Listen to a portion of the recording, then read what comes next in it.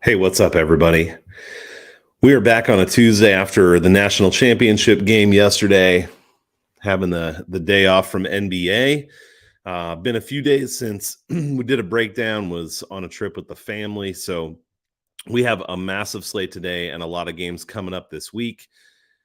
This week is going to be interesting. Uh, it's hard to know what to expect just because I could see a lot of teams ending up sitting people. There are teams that have already locked up their seed, teams that are out of contention. Some teams need to lose, other teams might not care. So I think it's going to be a pretty tricky week in the NBA. Not that any of them are super straightforward, but I'm going to try to do a couple things. I definitely want to highlight where teams are at, if they have anything left to play for. Still going to go through the numbers and the data and just try to see what teams' recent form is, especially, and then kind of who's sitting or not situationally, what we might be able to expect in some of these spots. Hope is just to give you some good information, especially as we get closer to game time. And we get rosters, any notifications that come through, maybe to be able to make some decisions at the last minute about which spots might be good to take. We got a ton of games today, so we are going to jump into it. I will just say, as always, really appreciate likes, retweets. If you're on the podcast to review any of that stuff, helps make the work worth it, even though it's fun generally. So, all right. So with that, this is the NBA breakdown for Tuesday, April 5th. First up, we have the 76ers at the Pacers. Philadelphia minus 11.5, 234 total in this one. So at first look, Indiana is just not playing well, not playing hard, especially defensively, giving up a ton of points, where Philadelphia obviously still in the mix at the top of the East. So they're jockeying for position between 1 and 4 there. They're going to end up somewhere between 1 and 4. Philadelphia did just put up 144 points in their last game. Also, the last time these two teams played, it was 131-108. Oh, no, I'm sorry. That was from some other work I was doing. A little bit of a discombobulating day with all the stuff going on. Anyway, Philly put up 144. Their scoring hadn't been as good before that. 112, 94, 116, 104. Really in their last 8 games before that, I think there was only one game where they even hit 120. So it's not that the scoring's been phenomenal, but at the same time, Indiana just doesn't play a lot of defense. They've given up 121 or more in 6 straight games. So, man, you just wonder if teams like Philadelphia, are they going to come out and just not have the effort and maybe lay an egg? But Indiana's been very consistent giving up points. Philadelphia's defense has been decent lately, 108, 114, 102. A lot of games under 110, though there are a few that spike up higher than that. And Indiana offensively, they've scored 117 or more in 4 straight. So Indiana is a team that on the whole has been able to come out and play some decent offense, but just really doesn't play much of any defense. Indiana has been a little bit better at home over their last 14 games, 118.3 offensive rating compared to 116.1 on the road. 122 defensive rating. It's bad when you're saying you're better at home and you have a 122.2 defensive rating, but it's 126.5 on the road. So this game, I think, it has a good chance of being high scoring. I mean, the only other thing that could play in here is I don't know how much the MVP is on Joel Embiid's mind. And if he wants to come out and, in the next few games, really make a huge statement to try to wrap that up. So that's another thing to watch for. Indiana doesn't have much size. And so I think Embiid should be able to have a big game here if that's what he wants to do. I put this game somewhere around 126 to 118. I actually am a little bit interested in Indiana plus the points. Now, I did say in the last couple of weeks I would never bet Indiana again this year, so I actually will probably stick with that and not bet Indiana, but I don't think I'm too interested in Philadelphia with the spread here. I do think they get it done. I'm just not sure by how much. And then in terms of the total, a little bit of interest in the over here. I mean, I have this game at 244 with the total that I made, and so I'd have to go look if I actually bet that already. I might have, but I think this has a good chance of going to the over the way things have been going recently. Next up, we have the Cavs at the Magic. Cleveland, a team that has not been able to win, still -8 because they're going against a Magic team that doesn't want to win and has been pretty terrible. Total of 219 in this one. This game just doesn't really matter for either. It probably actually matters more for Orlando, and it matters that they lose to keep staying right down at the bottom, get the best draft position they can. For Cleveland, they're going to be in the play-in at this point. I know that they're not mathematically eliminated from getting up to number 6, but it's not going to happen. So they're going to be in the play-in. These games don't matter too much. I would think they'd want to try to stay healthy. Allen and Mobley still out. Obviously, those guys are going to want to try to get healthy, but they can't handle any more injuries at this point. Orlando is fully committed to losing every game, and so we have to be aware of that. They have a number of people who are game time decisions today, and I imagine even if some of those guys start, I was going to refresh this here to see if there have been any updates, but even if some of those guys start, I don't think they'll hesitate to bench them if the game is too close. So, yeah, you have Anthony, Suggs, Franz Wagner, all game time decisions. Wendell Carter Jr. is listed as out already. So this could be a real crappy game. Cleveland scored 108 or less in 5 out of their last 7, and the other 2 are 112 and 119. So they're just not scoring well. Their defense is really up and down, which shouldn't matter in this game because Orlando doesn't score at all. They've scored under 100 in 4 out of 8, and the highest out of those 4 was 94. So they haven't even been like brushing up against 100. 2 of them are under 90. Their other scores, the highest is 110. 105, 102, 101. So this is a team that is very committed to losing and very committed to not scoring. They have given up 118 or more in 4 out of their last 9, but they've held teams to 105 or less in 4 out of the last 9 too. And Cleveland is a team that at this point is pretty offensively challenged most of the time. So I see this game being pretty ugly. I think that offensively it'll be pretty bad on both sides. So I actually like Orlando +8 okay here. I think Cleveland does get the win. Orlando will find a way to make sure that happens, but I'm not sure that Cleveland's able to blow them out. And even more than Orlando +8, I like under 219. I think this is a game that could stay somewhere around that 100 mark for both teams, give or take 5 points. And so even if you end up with like a 105 to 103 game, you're still well under the 219. That feels like one of the good spots to me today that I've seen. Next up is the Hawks at the Raptors. The Hawks have been playing really well lately, and actually the Raptors have too. Toronto's -4, and the total's 226. Atlanta, situationally, they could move up to 7 or down to 9. So I could see them wanting to stay at 7 or 8. It would be helpful for them to keep winning. They are going to be in the play-in.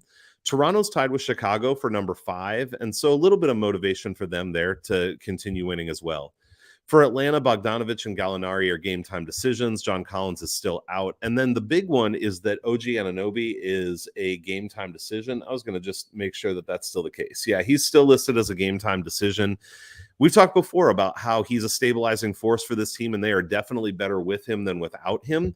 And that can matter a little bit against an Atlanta team that comes in pretty hot. The last time these teams played was February 26th, so a long time ago when Atlanta was playing pretty poorly. Toronto blew them out 127 to 100. I wouldn't expect it to be exactly the same in this game. Atlanta's on a 5-game win streak, but their competition hasn't been the best. They played Golden State, who's been bad overall lately, Indiana, Oklahoma City, Cleveland. They did beat Brooklyn, so that's pretty solid. Their margin of victory, more than 10 points in 3 of those 5 games. The others were 7 and 9, so they have won those games pretty handily, even though the competition hasn't been amazing.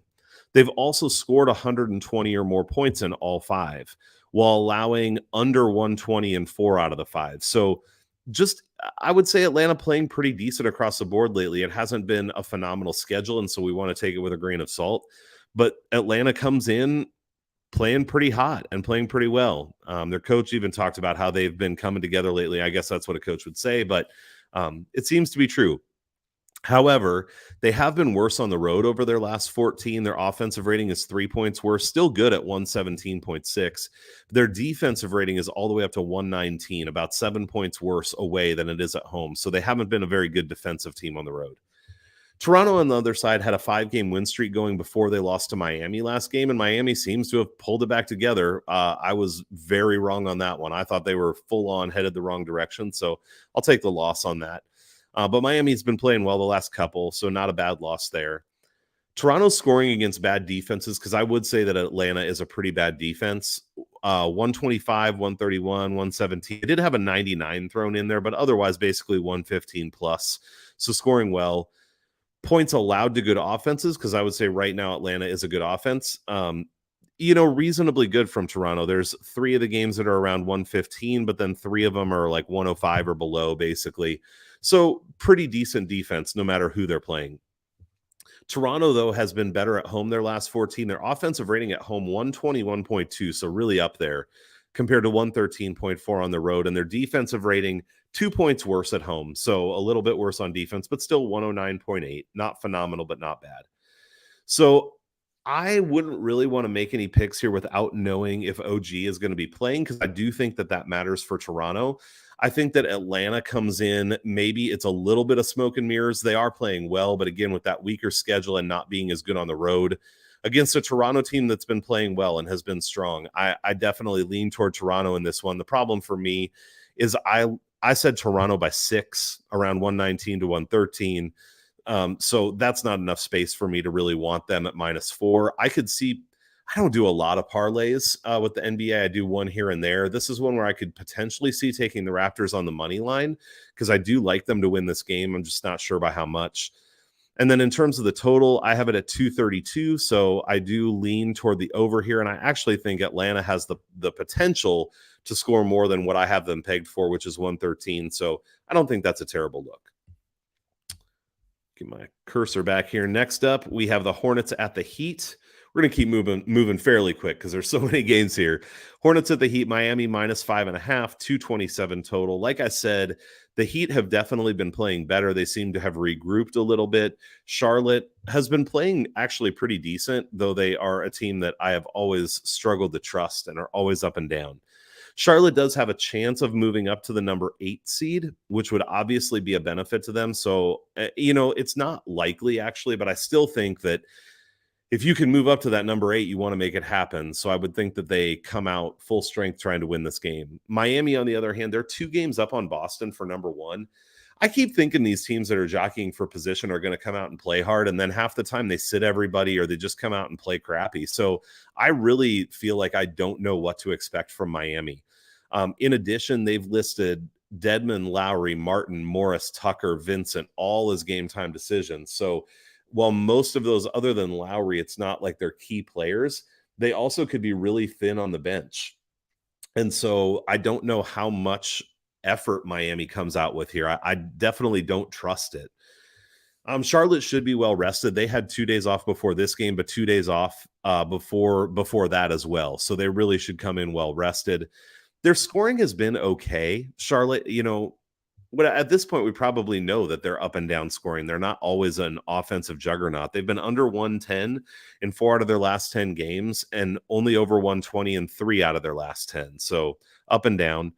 They've allowed under 110 in 5 out of 10, though, and over 120 only 2 out of 10. So their defense has been pretty solid. They gave up 144 to Philadelphia in the last game, and so that even skews numbers. But other than that, their defense has been pretty respectable. And they have been a little bit better on the road over their last 14. Offensively, they've been way better. 125.8 offensive rating compared to 116.9. Defensive rating 2 points worse only on the road. So, so solid offensively, especially on the road. Their defense has given up around 110 a lot of the time. So, I'm sorry, that was Charlotte. Miami, in terms of home and road, they've been pretty similar, though their offensive rating has been a little bit worse at home, actually 4 points worse at home, which is where they are today. So might want to wait and see who plays for Miami, although I actually lean towards Charlotte in this game, period. I line this at 115, 114 Charlotte. I think they come out with the better effort. I don't fully trust Miami yet. And Charlotte's just been better on the road, and Miami has not been quite as good at home. So even if you think they sit people, it might be worth grabbing the +5.5 now, because that line definitely could move depending on who's ruled out for Miami. And then in terms of the total, I lean toward the over here, but barely. So it's a total I would personally just stay away from. Next up, we have the Rockets at the Nets. This one is basically only interesting because the Nets are all the way up to -17, which I think is the largest spread that I've seen this year in terms of pregame, and the total all the way up to 244.5, which is probably not the highest of the year, but it's getting there. This is a game that I just wouldn't touch in terms of the spread. If anything, it would just be a play on Houston because the spread is so crazy. But I mean, come on, you can see Brooklyn winning by 17, right? Brooklyn's tied with Charlotte for number 9 right now. They still can move up to number 8. So I think they'd want to come out and win. And Houston is, again, very committed to losing.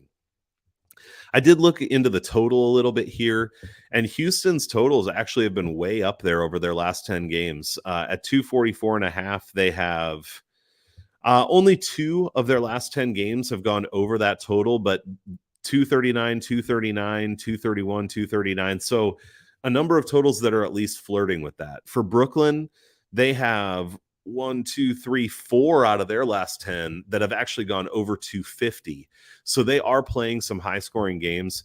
There's just no way that I'm taking a total that high, though. Again, it feels like one of those things where everything has to go right, and it could, but Brooklyn hasn't been scoring as well lately. And I know Houston's a terrible defense. So that's where I would say probably a stay away, though I would consider a play on Houston or the under just because those numbers are so big. Not my favorite spots of the day, though, by any means.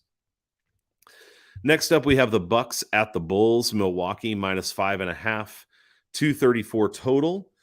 Milwaukee's currently tied with Philadelphia for third. They're 2.5 back of Miami for number 1. So, man, I would think Milwaukee wants to come out here and improve their position. But honestly, I thought that last game when they ended up sitting everybody and then got blown out by the Clippers. Such a disappointing game. I just don't understand them doing that. I guess it's just like we got to go into the playoffs healthy, regardless of position. At this point, they're locked into the 1 through 4 somewhere. So maybe they don't care. I don't know. They're hard to know what to do with Milwaukee in that respect right now. Chicago's tied with Toronto for number 5, so they're not going to fall to the play-in. They'll be either number 5 or 6. So I don't know what that means for them. Milwaukee does list Giannis as probable right now, so we should get him today. And obviously, if you're like me, kind of got screwed over with them sitting a bunch of people against the Clippers, but hopefully we won't get a repeat of that today since he did just sit out and now they've had some rest. These teams played on the 28th of March, and Milwaukee won 126-98. So they blew Chicago out at home. This one's in Chicago. But Milwaukee, when they're at full strength, have been playing pretty well, especially offensively. They've been over 115 in 6 out of their last 10, only under 110 in 1 out of those 10. So solidly over 110 and usually over 115. They did, though, allow 115 in 6 out of their last 10, only held teams under 110 in 1 out of those 10. So really what I'm saying is both offensively and defensively, Milwaukee is regularly over that 115 mark, both sides.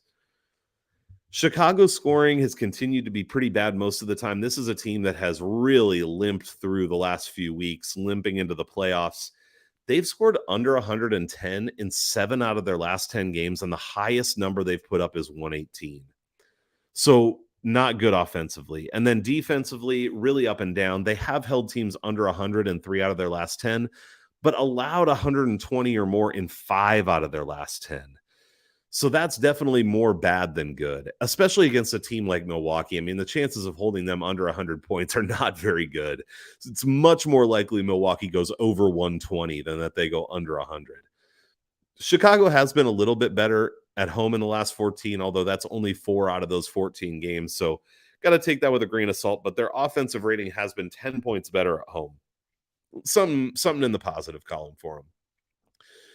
Chicago, when they've gone up against good offenses, the one other thing I looked at is the points they've allowed. They only allowed 99 once. These are just teams I would consider to have, top third offenses in the league.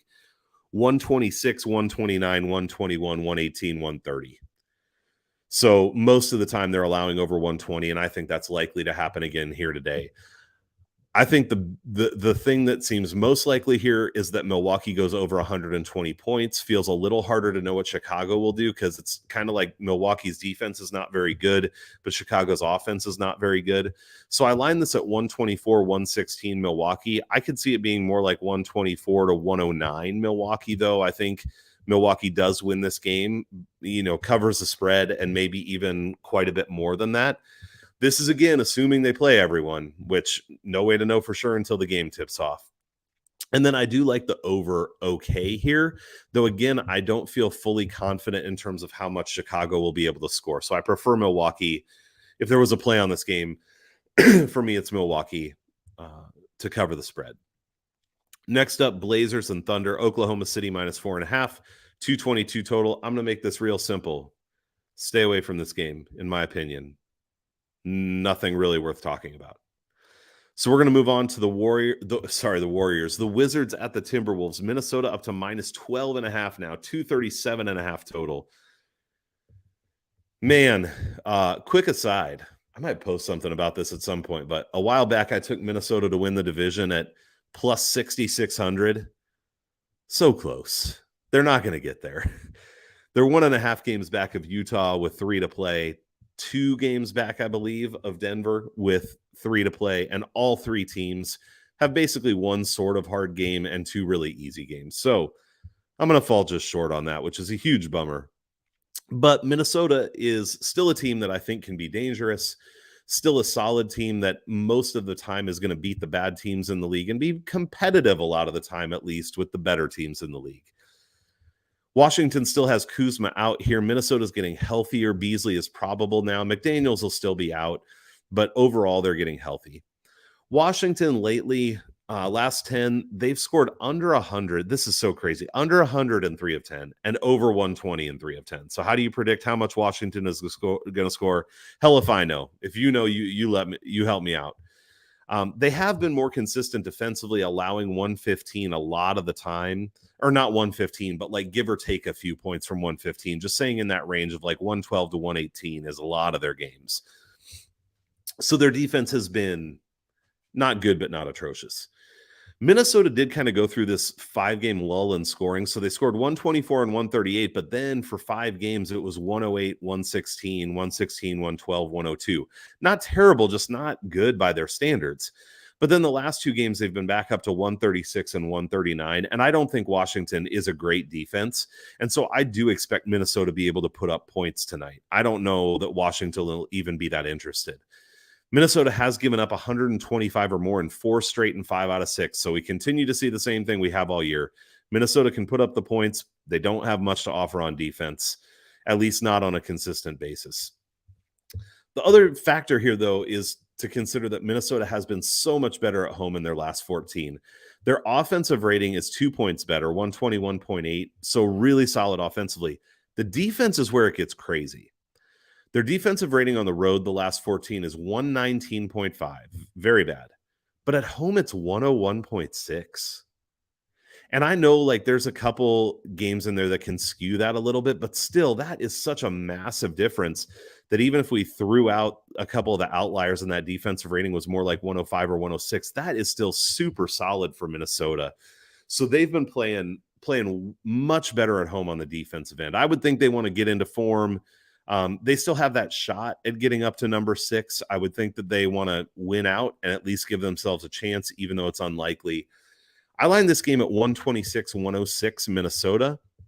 So I do like them to beat Washington by more than 12.5 today. It's hard for me to jump on that spread. This is a game I really might watch live. Minnesota does go down in the first quarter sometimes, though. I mean, whatever. That's up and down too, because then they tend to score 30 plus in the first quarter as well. So if I could get a number under 10, I would be more interested in that. I'll probably stay away from the total. I do think it's possible Minnesota puts up over 130 in this game as well. So you could look at the team total, even though that's going to be iffy because I'm guessing it's like 225 or something. So really like Minnesota here today. It's just iffy on how much they win by. But this should definitely be a win for Minnesota. Now watch them go out and lose. But, you know, that's the way cap in the NBA goes. Everything says this should be a great spot for them. Next up, we have the Grizzlies at the Jazz. Utah's -6, and the total is 224. Memphis at this point is the number 2 no matter what. They can't affect their seeding either way. As we just talked about, Utah's a game and a half up on Minnesota for number 6 and a game and a half a game back of Denver for number 5 in the division. So there is definitely stuff to play for here still for Utah, and there really isn't for Memphis. Morant's still going to be out. Brooks is doubtful. What I would say, though, is if Memphis plays everyone else, that's basically the team that they had when they went on that epic run during the middle of the season, because Brooks was out back then and Morant didn't play. So this is a team that can still come out and bring it. Even if those 2 guys are sitting out, it doesn't really scare me if they come out and play everyone else and give a good effort. The question is whether they'll do that or not when they really don't have anything to play for other than potentially keeping or trying to have some momentum going. The numbers recently, though, have been good for Memphis. 120 or more in 8 out of their last 10 games and 130 or more in 3 out of their last 10. Their worst was 105. So offensively, they really have been rolling on the whole. Their defense has also been very good, under 110 in 5 out of their last 10, and the high they've given up is 120.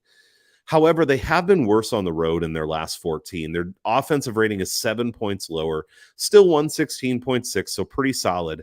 Their defensive rating 5 points higher at 110. So neither of those numbers is bad. It's just if they were at home, it's 123.1 on offense and 104.8 on defense, which are stellar numbers. So it's more just decent. Utah on the other side, they're on 2 days of rest, and they've been good on 2 days of rest this year. 123.7 offensive rating, 106.2 defensive rating. Really good. They've also been way better at home in their last 14. They're back home tonight. 124.5 offensive rating, 107.6 defensive rating. So the signs point to this being a spot where Utah should be really solid and in a really good place. Looking at all this, man, I really want to like Memphis. I just think, when are we ever getting +6 on Memphis again? And we know that Memphis can be the second best team in the West, even without Morant, even without Brooks.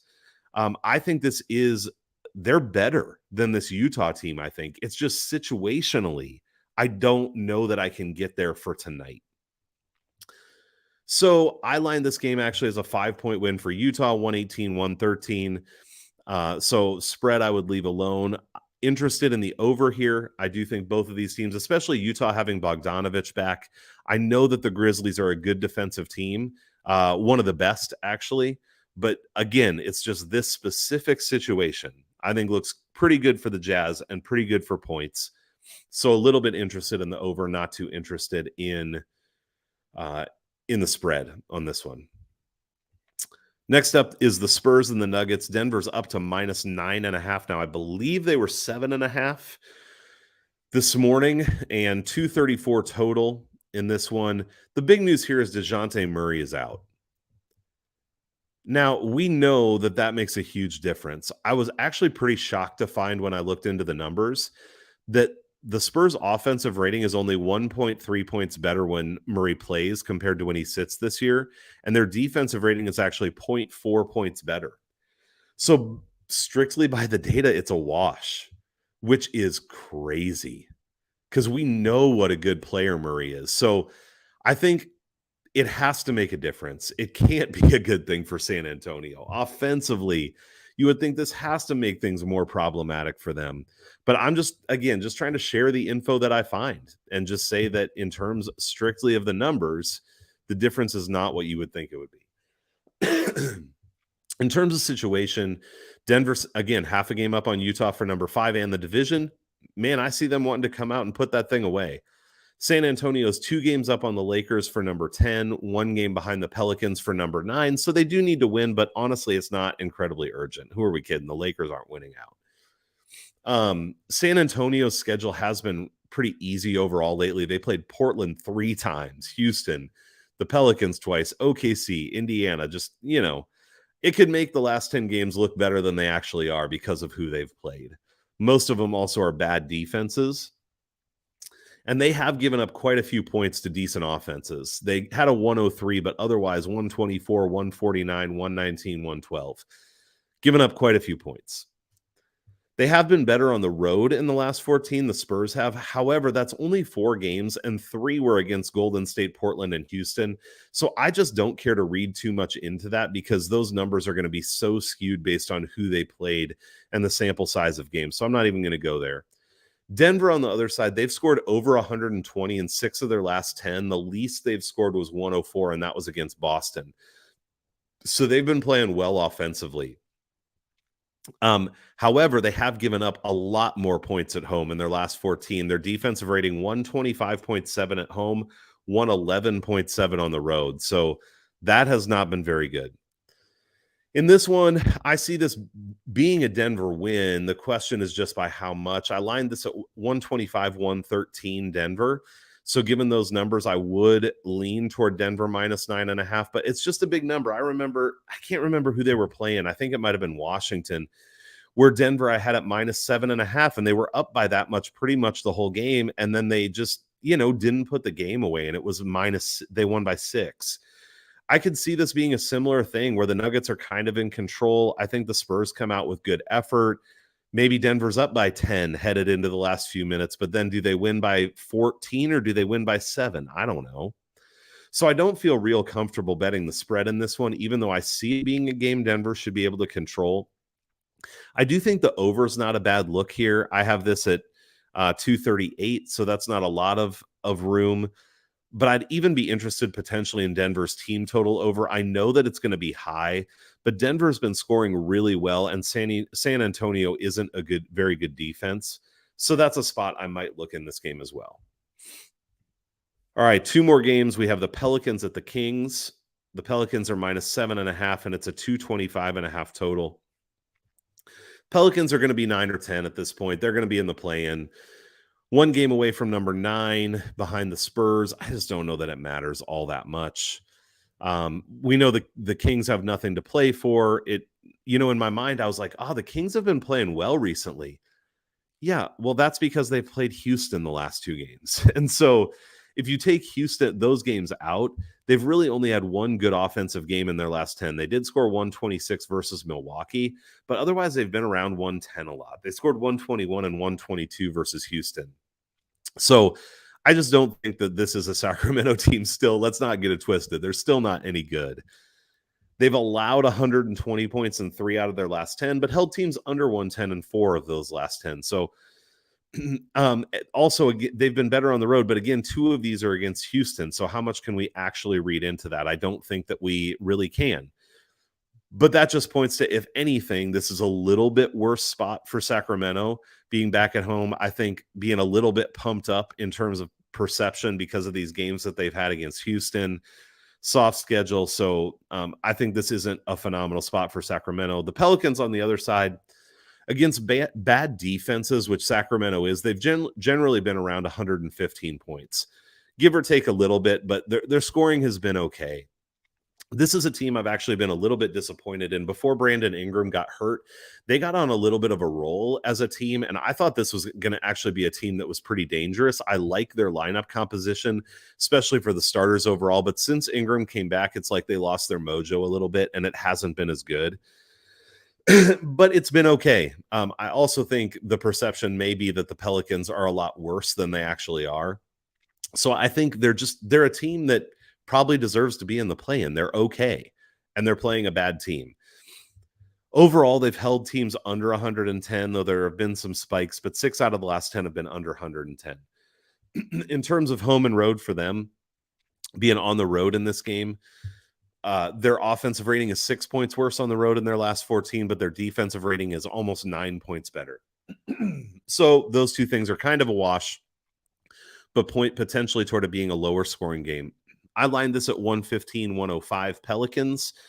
So again, I do like them minus 7.5, but it's another one of those things when the spread gets to that level of, okay, they're up by 10. What happens in the last 2 minutes? It's just a tricky spot to take somebody.